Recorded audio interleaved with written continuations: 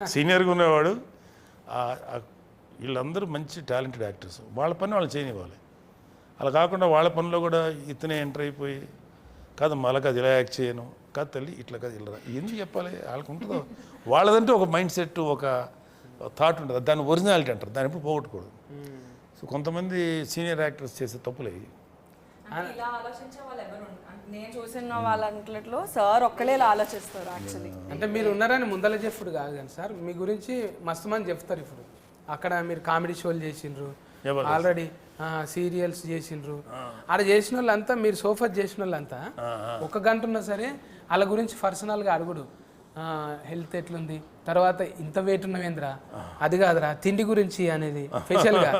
అది అవసరం లేదు మీకు, విలువైన సమయం కదా, అయినా కూడా కేర్ తీసుకొని తిండి ఇదిరా తినాల్సింది అది ఇవన్నీ అన్నీ చెప్పి